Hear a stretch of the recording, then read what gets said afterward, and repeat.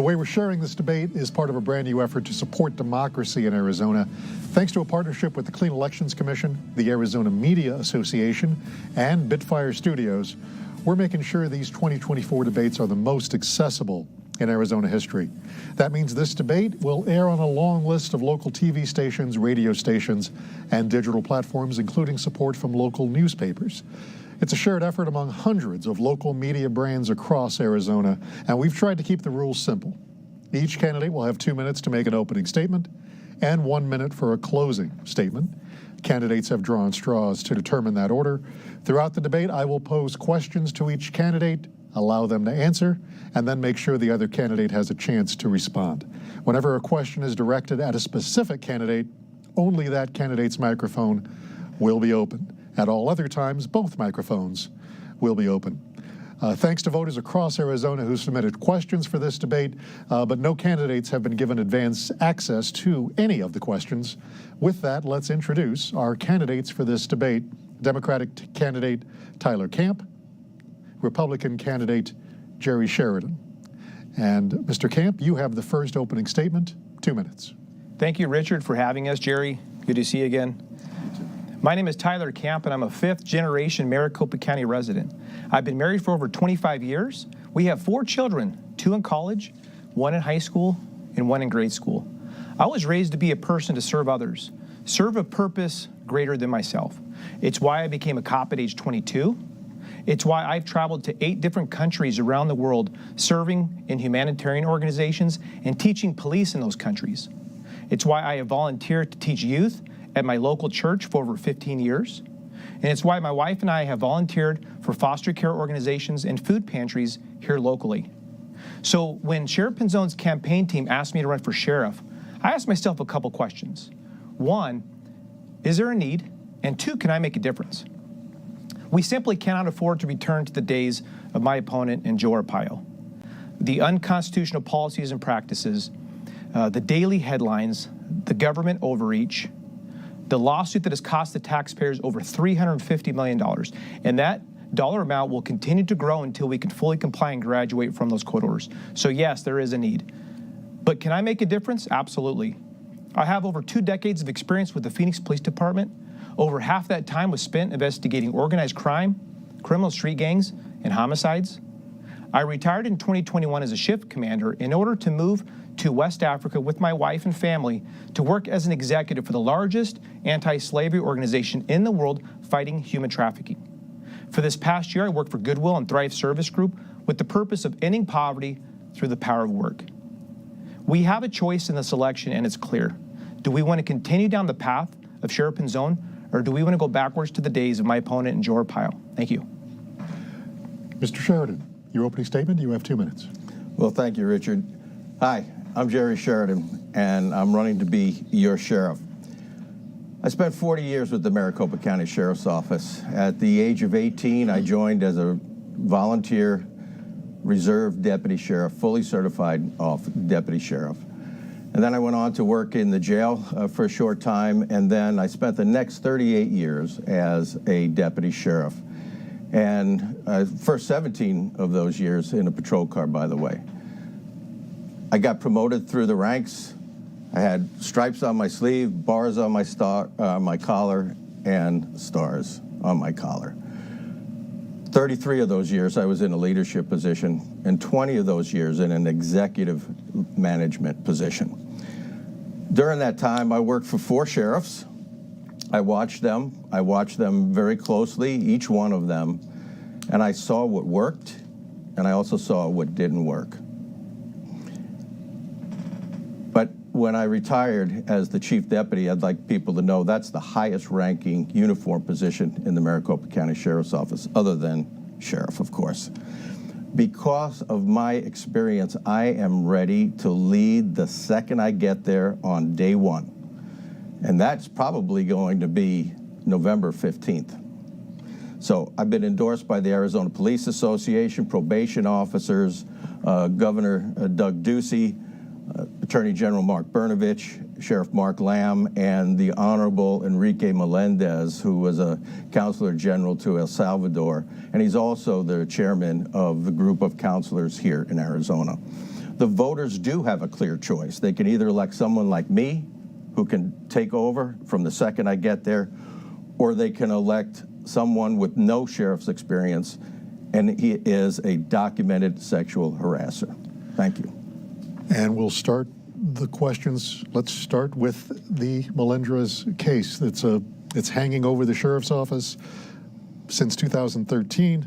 If my math is correct, 11 years ago, a judge has put in a federal monitor to oversee the department after determining that the sheriff's office racially profiled Latino residents through traffic stops that violated the civil rights of Latinos. Mr. Kamp, what is the path out of graduating from that monitor program? Yeah, the court orders are a complex issue. It quite possibly could be the best and the worst thing that's happened to the sheriff's office. Best because it finally exposed the abuse and corruption, the unconstitutional policies and practices, the discrimination that was occurring when my opponent and Joe Arpaio were running the sheriff's office. Worse because it forced the sheriff's office to pull resources from the jails and from the streets in order to comply with the court order, and we're still paying for that. It has cost the taxpayers over $350 million. The good news is we are on the right track, or the sheriff's office is on the right track. There are over 200 paragraphs listed within the court order. The sheriff's office is currently in compliance with over 90% of those paragraphs, so that's good news. The issue currently are the backlog of misconduct investigations. They reached the peak of that number in December of 2022. The silver lining there is there were some changes made with the people investigating this and the processes, and since then they have cut that number in half. So if they continue down that path currently, they should become whole again in about 18 months. Mr. Sheridan, what do you see as the path to not having a monitor over the sheriff's office? Well, I have a laundry list of priorities, okay? This is at the top, okay, because this has been lingering on. The traffic stop was made in 2007. The lawsuit was filed in 2008. And I just want to make it clear to all the listeners that during this time, I was the chief over the jail system. And this was done by the chief over enforcement and the sheriff at the time. So I will work to establish clear communications and guidelines between the parties, because let's not mistake this. This is a civil lawsuit that's in litigation, and the way to solve this is clear communication, and we don't have that right now. And while I was not a named defendant in the lawsuit, I did inherit it when I became the chief deputy. And so it was already 6 years in advance of going on. And one of the things I remember very well was the judge said at one point that the first day I showed up in court, this was the day the sheriff's office began to comply with my order. And so I worked for over 3 years with the monitor to set the foundation that would lead to future compliance. And that's exactly what I did. I will continue to work with that. This is a very complicated matter. It would take someone that isn't familiar with it. Matter of fact, I was talking to somebody the other day, the new attorneys there. It took them 1.5 years to figure out what was really going on. So to get somebody new to come in here, it would delay that another 2 years.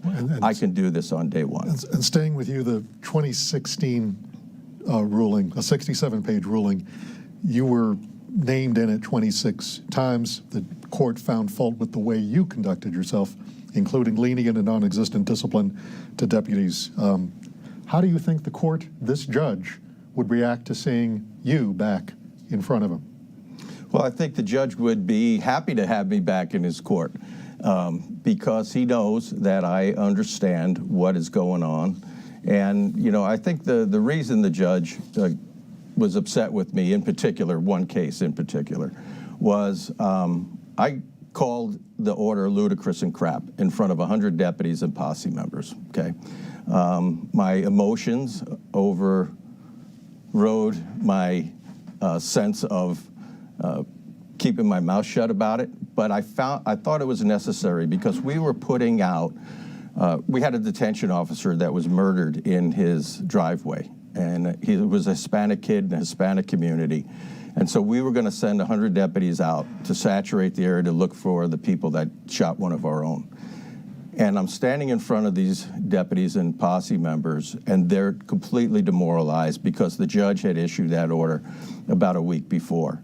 I wanted them to understand that I knew I wasn't happy about this and that I thought it was ludicrous and crap. But I also said, and the media never reported this part because I said it in a sentence, this order is ludicrous and crap, comma, but it's the law of the land and we will comply with the judge's order.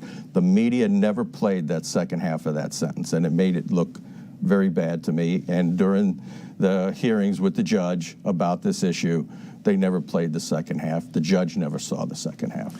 Yeah, if I could add on to that, Yes. Absolutely. So, yeah, my opponent is, he is very, very familiar with the court order because it's almost a biography about his actions while at the sheriff's office. And so if you actually read that second court order that you're referring to, his name does appear more often than Joe Arpaio's name. And if you read the judge's remarks, that's why he found my opponent in contempt of court for lying to the judge 6 separate times. Furthermore, he found him contempt of court for concealing evidence of misconduct investigations, specifically involving a family member for sexual exploitation of a minor. So I think that's the trouble that my opponent will run into if he were to face Judge Snow again, trying to comply and graduate from the court order. I'd like to rebut that, Yes. can I? Okay. Tyler, everything you just said is inaccurate, untruthful, and some of them are actually lies. So, and you're mixing a lot of different issues here into one to make me look like I'm evil. Let me tell you something. I was never untruthful before the judge. I did everything I possibly could. And as far as the IA issue, and that's what the second order was about, the judge wanted me to investigate 54 deputies for a policy that didn't exist. I did that investigation, and that investigation came up not sustained on those deputies. And so when I was signing off on those not sustained, I knew that the judge was not going to be happy, but I did it anyway because I did the right thing for my deputies to protect their careers, and I am not ashamed of doing that because that's what leaders do. Mr. Kamp, you talked about almost at Melindra as being a good thing. Are there aspects, are programs been in place because of it that you would keep in place as sheriff? The Community Advisory Board, Hispanic Advisory Board, would you keep an outside consultant to serve as a check? Yes, I just want to address something that he said real quick. These aren't my words that he lied to the court. These were Judge Snow's words that are listed in the court document. Anybody is welcome to read it for themselves. It's public record. It's listed on the sheriff's office website. It's there for everyone to read. And this is how I learned about it, was reading the court order myself. So this isn't my interpretation. These aren't my words. This is something I read from Judge Snow. But to address your question, yes, there's absolutely some things that came from the court orders. Changes needed to be made at the sheriff's office. That was quite clear. Improved training, some different forms of professionalism, the body cameras, the advisory boards, the community advisory board. These are important parts to earn that trust back with the community, and those are things that I will continue to do as sheriff. Mr. Sheridan, are there things that have come in place since then that you would keep? Yes, absolutely. You know, I don't get scared of litigation because litigation helps government do some things that maybe they didn't think about before, okay? So the issues about community outreach, all those things, I put those into place. And they work very well. And I think that was the problem, is us communicating with the Hispanic community. What happened was wrong. There's no doubt about that. And but again, I was running the jails when all that happened, and I inherited this case. And I will again, and I will use that experience to be able to enhance the compliance with the court's order. Thank you. Let's talk about jails. The Republic earlier this summer, reported on the number of deaths in jail, found twice as many than in Rikers Island, a death rate higher than the jails in Los Angeles and Houston. Mr. Kamp, is that number acceptable? What is the cause of that number? No, and that's, when I read that, that's alarming. My heart goes out to those families. That is unacceptable. And what I will do as sheriff is assemble a task force, a diverse task force to get to the root of the problem. This task force will be comprised of medical professionals, drug detection experts, community members. We have to be transparent, and we have to get to the root of the problem. Some of the things that I would institute immediately are expanding the body scanners in the jails. This will detect drugs from entering the jail. Also expanding the drug canine unit that patrols the jail properties to detect drugs. And also I would work with the Board of Supervisors to purchase medical bracelets. These medical bracelets would be given to high-risk inmates, and this would track their vitals 24 hours a day, and so that we could provide them with the medical attention that they would need in a timely manner. But staffing is a major issue, and we're at the sheriff's office at historic lows with staffing, and I have a plan ready to put in place that would address the staffing issue. And there's three things that keep coming up when I speak to folks about staffing and recruiting and retention. And one is pay, the second is benefits, and the third is working conditions. Pay needs to be competitive with other agencies around the valley. It needs to be a step-based system so that employees know exactly how much money they will make in 2 or 3 or 4 years. This will help with retention. The second thing is benefits. I will create a walk-in wellness clinic for employees. It's important because it's a tough job working in the jails. It's a tough job working the streets. And many employees suffer from sleep apnea and PTSD. This walk-in clinic would have a licensed medical practitioner that would not only treat their physical needs, but also their mental needs. Mr. Sheridan, you ran the jails. What do you think of this? I did run the jails. I ran the jails. I was the chief over custody for 12 years, and I'm very familiar with it. I was one of maybe 3 people at the time that received a certified jail manager certification from the National Sheriff's Association. And in order to qualify for that, you have to manage a jail for 5 years. You have to teach about the jails. And at the community college level, I taught the corrections function, so I'm very familiar with this. So when I was the chief of custody, there has been about over 300 jail deaths since Paul Penzone took over. And I did a little research, and I averaged about 7 deaths a year in the jail system, which I thought that was 7 too many, because it's the sheriff's job not just to keep the public safe, but to keep the people in the care, custody, and control of the sheriff, to keep them safe also. Let's not forget, 80% of the people in custody are there, they're pre-sentenced, which means they have not gone to trial yet. They're innocent until proven guilty in our criminal justice system.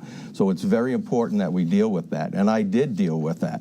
I made suicides, because suicides and fentanyl overdoses are the 2 leading causes of the deaths in the last 7.5 years.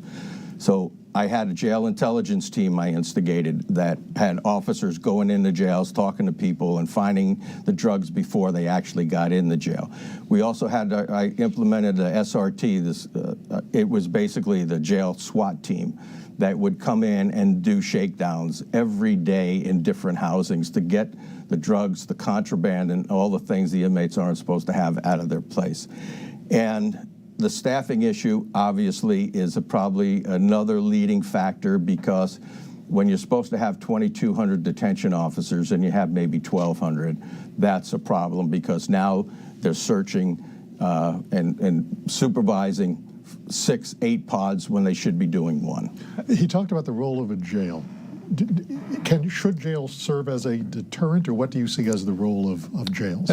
Yes, but I just want to comment real quickly on what he had said. I'm a little confused about his experience. He often talks about distancing himself from the policies and practices that led to the lawsuit and taxpayers paying $350 million, but then he wants to take credit for the low number of overdose deaths in the jail. So I'm a little bit confused on what he's responsible for one way or another.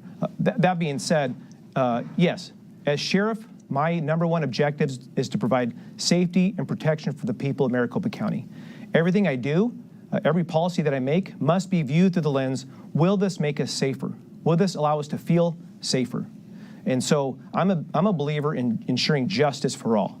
And I want to talk about 3 types of justice. We have to do justice, restorative justice, and preventative justice. So when we talk about jails as a deterrent, that's absolutely a part of it. So when we ensure justice, when we hold people accountable, when we enforce the law, yes, we have to arrest them and detain them, and that should serve as a deterrent. But it can't end there. That's why it's equally important that we try to rehabilitate those individuals and provide them with the education and the tools necessary to join the job workforce once they exit. That will help prevent recidivism. And that also protects us as a community. Okay. Mr. Sheridan, you've talked about bringing back possibly Tent City. Should jail be a deterrent? Well, I'd like to comment on a couple of comments that Tyler made. You're right, Tyler, 100%. I ran that jail system, and that's what I was focused on. I was not, and you cannot seem to get this straight, I was not involved in the Melendrez case until I became the chief deputy. And it was actually in June of 2012, the first time I went to the courtroom. So this Melendrez case had been going on for 4 or 5 years already. So let's please make that accurate and get that straight. So, okay. Would you bring back Tent City? What I want to do is bring back a similar type housing. There's no way I can bring Tent City back. But the reason I want to do that is because it plays a key role in the management of the entire jail population, which Tyler would know nothing about. Back in the day, we had, at one point, we had 12,000 inmates in custody. We were serving 30,000 meals a day. This is a big, massive operation. It's the 4th largest jail system. And what Tent City did, it was only volunteers that were convicted that went to Tent City, and they actually liked it. I know Sheriff Joe made it sound like it was really terrible, but most of those inmates in there, they wanted to be there. But what it does, it plays a role in allowing us to run work release, work furlough, and I get a lot of support from the defense bar, and they're not Republicans, by the way, because of that.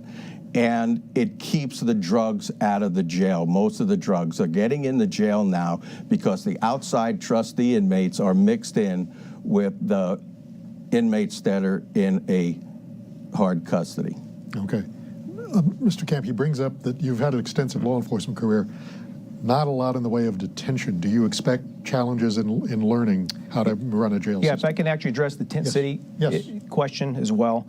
Yeah, my opponent here talks a lot about his experience, 40 years, 42 years. Unfortunately, that's the wrong experience. His experience drove the MCSO, the sheriff's office, into the ground. And we're still suffering the consequences from his experience. So I don't think that's the experience voters want, and I don't think that's the experience that voters need at this point. When we look at Tent City, I would not bring Tent City back. When Sheriff Pinzone was elected, he assembled a small task force to take a look at how effective Tent City was. And they found it was costly, it did not prevent recidivism, and it was not safe for employees and inmates. And my opponent knows exactly how costly Tent City was and can be again, because at the latter years of his time at the sheriff's office, he was confronted with the fact that the sheriff's office could no longer afford to keep Tent City open unless other areas in the budget would be cut. And so my opponent went ahead and declined pay increase for jail employees in order to keep Tent City open. And that's something I will not do as sheriff. Very briefly, do you expect to be a quick study on how to run a jail? Yes, the sheriff is the CEO of the organization. So the sheriff's job is to cast vision, set policy, make sure employees are being trained. The sheriff's job is to surround himself or herself with qualified employees, people that come from diverse backgrounds, diverse in experience, diverse in skill set. So as sheriff, I would place somebody in charge of the jails, in charge of investigations that are very experienced in that area. So it's important that I create an environment for them to succeed.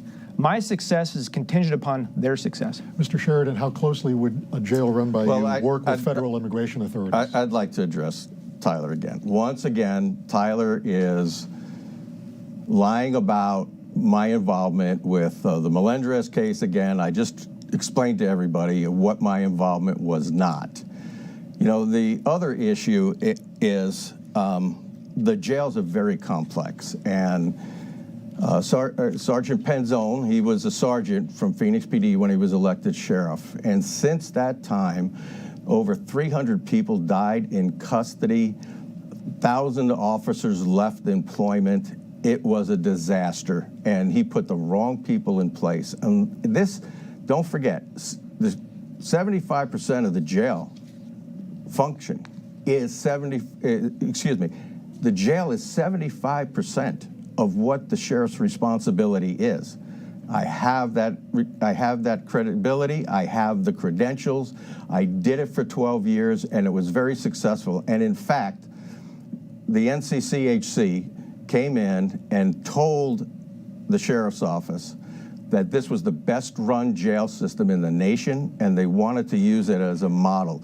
They told that to Sheriff Penzone in January of 2017, the month he took office. Penzone did nothing, but it just went downhill with all the deaths, and that's exactly what's going to happen if Tyler Kamp becomes elected. Very briefly, would you put immigration back in jail, in the jail system? I'm sorry? Would you put immigration agents, federal immigration agents, back in the jail system?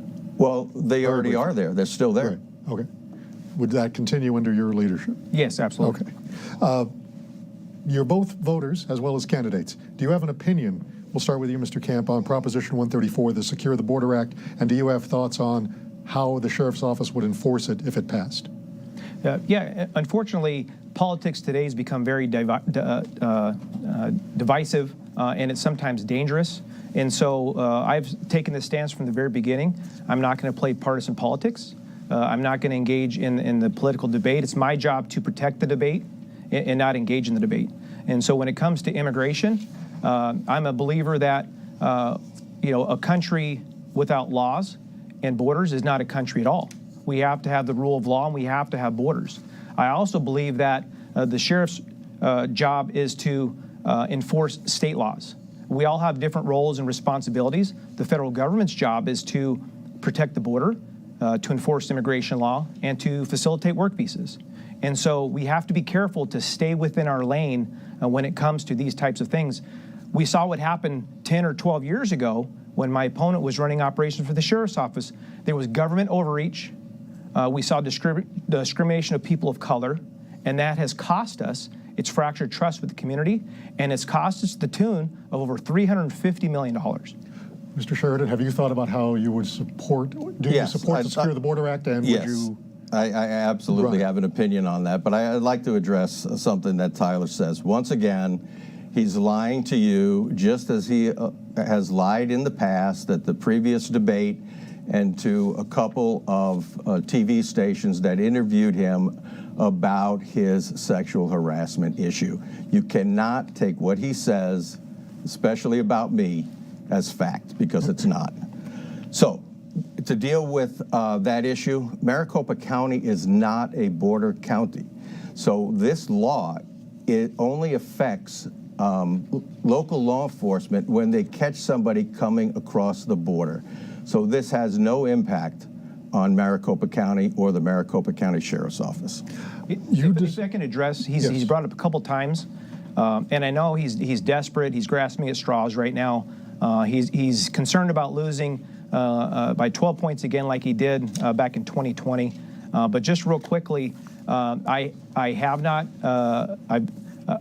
did not engage in harassment of any kind. I have not, nor will I ever engage in harassment. There was an allegation that was made by HR that was dropped, and I never received any discipline for it. Well, I guess let's talk about your final year with the Phoenix Police. ABC 15 first obtained records. 2014, you improperly accessed a confidential law enforcement database the year before, repeatedly using a city vehicle for personal use. Then there were text messages to a rookie officer. You were a high-ranking official at the time. November 20, you expressed disappointment. You didn't see her in yoga pants, told her you liked her eyes and smile, asked, "Aren't you proud of me? I didn't send anything inappropriate on New Year's Eve." You invited her out for drinks. Yes, you denied flirting in the investigation. You said you engaged with what you called banter with coworkers. Voters would want to know what's going on here, and as sheriff, how would you handle such a situation of a top commander having such an exchange with a rookie? So 12, 13, 14 years ago, I made a couple minor administrative infractions, a couple scrapes. I learned from that, and I'm a better person for it. In reference to this investigation, like I just said, I did not engage of harassment of any kind. I have not, nor will I ever engage in harassment. This was a situation, I did exchange a mutual text message with somebody that some were not appropriate, were disrespectful to my wife, and that's something we have dealt with years ago. It's also important to note that the other person in this investigation didn't want anything to do with it and did not pursue it, and there was never any discipline associated with it. Now, the January report said that the matter was going to be referred, because you denied sending the texts and they had them. You didn't remember Which them. is a lie, by the way. Hold on. Okay. The matter was going to be referred to AZ Post, which decides such things about whether officers lie. What is the status of that, do you know? And is there a chance you would be on the Brady list? No, I won't be on the Brady list at all, unlike my opponent who is currently on the Brady list. These messages were sent years before I was questioned on it, so there's no way I could possibly know what was sent or what wasn't sent, and that's what was said during that investigation. You also have to keep in mind, this was not a completed investigation. It was not complete. It was not handled by Internal Affairs. It was dropped, and there was no discipline associated with it. Mr. Sheridan. Once again. Mr. Sheridan, you are on the Brady list. Yes. A judge issued a preliminary... I want to address what You'll have a chance. A judge issued a preliminary injunction in 2011 that the office should stop its immigration enforcement efforts because they were unconstitutional. An attorney for MCSO sent that injunction to top leaders in the department by email. That included you on the emails. Testimony showed the order was the subject of discussion in meetings you attended. You later testified you did not know about the injunction until 2014. 3 years later, the court ruled that was, quote, demonstrably false, which is what puts you on the Brady list. Were you out of the loop? And what does it say about your leadership that the judge's order, the subject of a lot of attention internally and externally, escaped your attention? Okay. So again, here, I am on the Brady list. I don't deny that, but I shouldn't be on the Brady list. Tyler should be on the Brady list. But well, here's what happened. Here's what happened. I'll tell you this, since you asked. When I became the chief deputy, the sheriff told me, Jerry, I want you to stay out of everything Melendrez. I don't want you involved in it at all. Every deputy sheriff that testified in court, including the attorney, said they never discussed anything Melendrez with me. So as far as that email came in on December 23rd at 5:07 p.m. The next day was Christmas Eve, Christmas. That week, at the end of that week, there was a death in intake. That was a big story, local story. And a week after that, I had a deputy sheriff murdered in a violent gun battle. So by the time I got back to my emails, I was CC'd on that email. And I never opened it because I had hundreds of emails I had to deal with. And so for the judge to reach that conclusion was wrong because I did not know about it. And matter of fact, when the first time I was made aware of it, I was given a deposition in another lawsuit that I was put in charge of by the sheriff. And she asked me, a DOJ attorney asked me if I had read this, and I told her no. This was a year and a half before this issue came up. So I would have ESP that someday this was going to be an issue when I said I was not aware of it. And I stood by that. I stood by it the entire time, and I stand by it today. I was not aware of it. And the fact that the judge doesn't want to believe that, I can't control that. We will give you a chance to respond to essentially each other's. I mean, I think there's listeners and viewers hearing all this possibly for the first time that may be taken aback. Compare your infractions with that of your opponent, and I'll be asking you the same question in a couple minutes. Yeah, it pales in comparison to what my opponent's done. What my opponent's done is documented in court paperwork, judges information, so he's on the Brady list. There's investigations at the sheriff's office where when President Obama was elected, he's there with his dad shooting up the U.S. flag and using the N-word to describe President Obama. These are accusations that were made in investigations at the sheriff's office. When you look at when he's trying to comply with the court order, he's lying to the judge 6 different times. He was found contempt of court for that. That's not a hypothetical. That's not somebody saying he should be. No, that's a judge, a federal judge, saying he was found contempt of court for lying 6 different times. He was found contempt of court also for concealing evidence to cover up a misconduct investigation involving a family member for sexual exploitation of a minor. These are very serious offenses. If my opponent tried to get a job anywhere in the state as a police officer, he could not get a job because of his integrity issues, because he's on the Brady list, and because he was found contempt of court twice. Mr. Sheridan, once again, everything that's coming out of his mouth is a lie. I had 2 family members that worked at the sheriff's office by marriage. I absolutely stayed away, recused myself from any issue, except one thing. The one person he's talking about was gone from, because I fired him, was gone for years when he was arrested for the sex crimes. So again, he cannot get the story straight.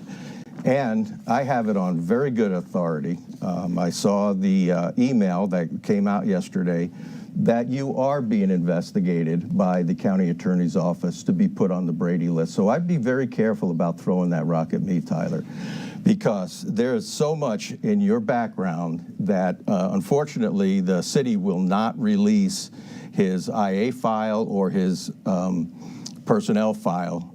We filed that back in January, and they're hiding all kinds of things. And if you want to continue down this, I've got a perfect thing to read about somebody that worked with you and what they said in public.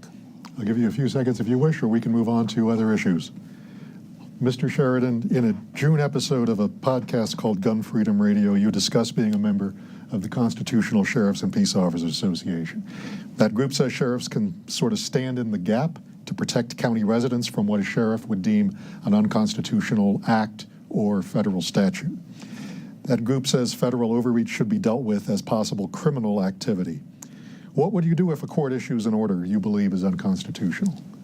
Well, the sheriff's primary job is to keep people safe, okay? The second part of that is to protect people's civil rights. Now, the CSPOA that I know is there to protect everyone's rights.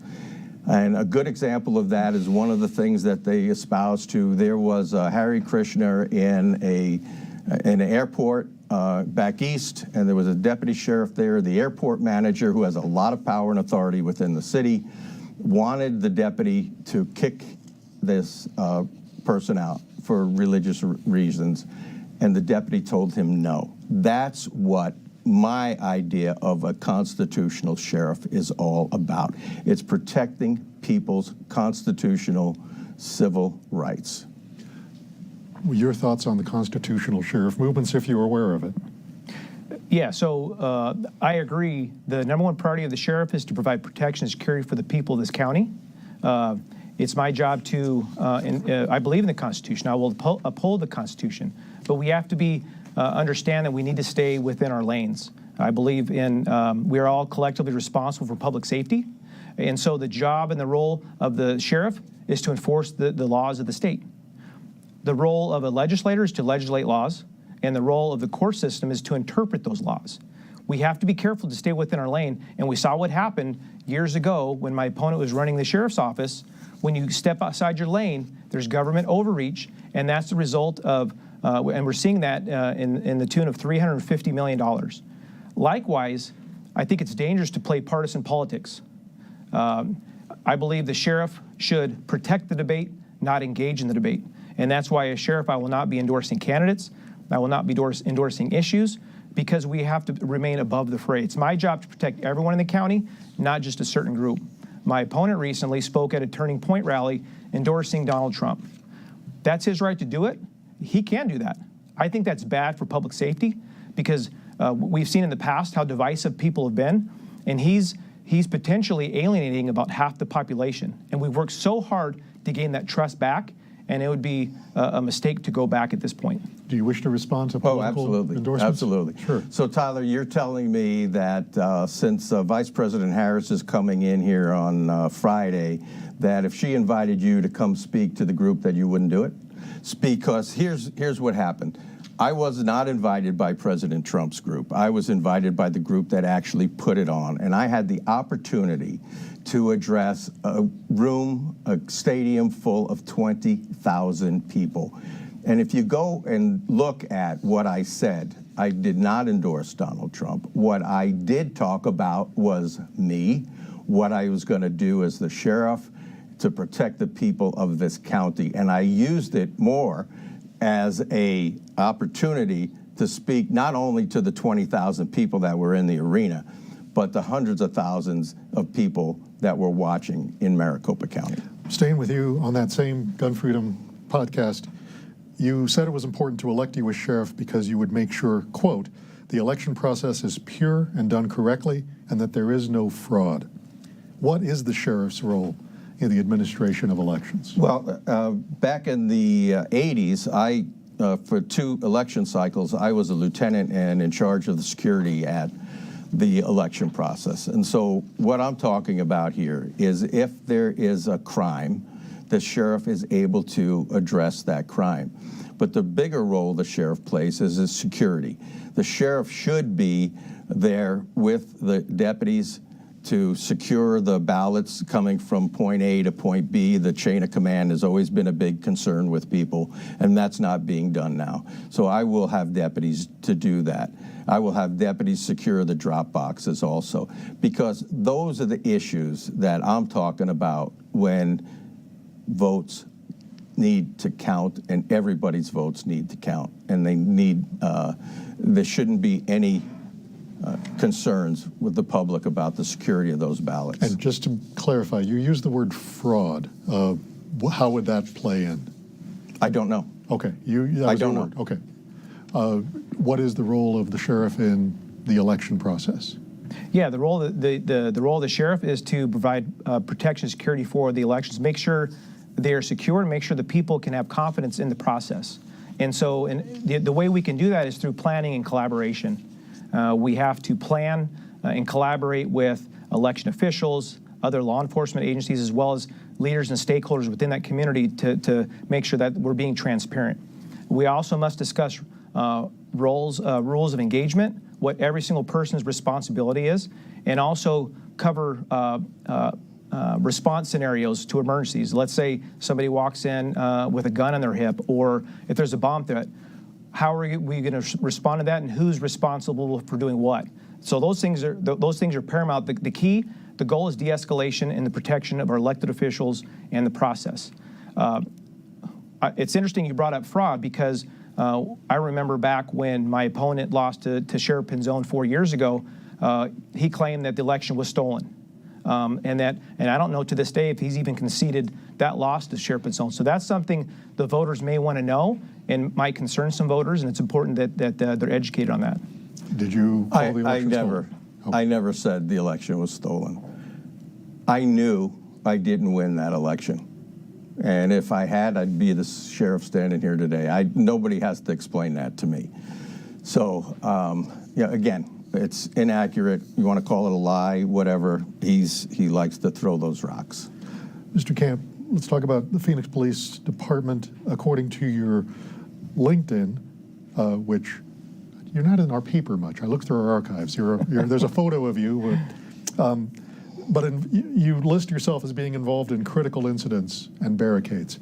Well, critical incidents and barricades came up a lot in the Federal Justice Department report that critiqued the department. Assuming you read it, what did you think of the report? Is it a department you recognize? Were there tactics you recognized? Did you spot any trouble in the department and advocate for change while you were there? I didn't read the full investigation. I definitely skimmed parts of it, and I've also spoken to several people in authoritative positions at the Phoenix Police Department. One thing that I do know is they have made quite a few changes when that DOJ report came out, much different than what happened at the Sheriff's Office. At the Sheriff's Office, the DOJ they looked at their policies and procedures, and in 2013, they gave those orders, here's what needs to be done. And when Joe Arpaio was sheriff and when my opponent was running operations, they refused to do it. And that's essentially why they received the second court order in 2016. So the main difference between the Sheriff's Office and the Phoenix Police Department is that Phoenix has been proactive in making a lot of those changes. A good bulk of the changes that are being suggested by that DOJ report have already been made. But you were involved, according again to your LinkedIn, in critical crowd incidents. Did you recognize any of the tactics? Did you use tear gas? Were you involved in the incident that a challenge coin was made out of, where a canister was shot at a protester? No, I was not involved in any of those incidences. The crowd control incidents that I was involved in, I didn't see any of those types of behaviors. Okay. So, Tyler, you may not have been involved in those instances, but you were named defendant in 3 civil rights violations to include use of force. So you may not have been involved in those, but you were absolutely involved in those. Were you a named defendant? Are you aware? Yes, I was named a few times. Those cases were dropped. They never made it to trial. Mr. Sheridan, when you became chief deputy, you have been in the paper a lot. Yes. When you were chief deputy in 2011, the Republic Editorial Board credited you for creating an atmosphere of greater transparency. What lessons did you learn working for Sheriff Joe Arpaio? How do you create a culture that allows someone to step in and criticize the boss or change direction? Yes, there's a happy medium with being transparent, okay? I think my old boss was too transparent because he wanted to have a press release every day. And then if you take a look at what Sheriff Penzone did, he hardly had any transparency. So I think the sweet spot is somewhere in the middle in letting people know what their sheriff is up to when it's necessary. You don't have to do it every day, and you don't have to do it once a month. You could do it more because the sheriff belongs to the people of this county. And a version of the question I asked him, did you see problems? You described having arguments with Sheriff Arpaio. Did you try to temper his instincts? Did you raise objections to his plans? Do you think you could have done more?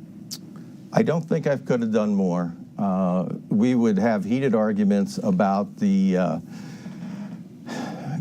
saturation patrols and those kinds of things when I became the chief deputy.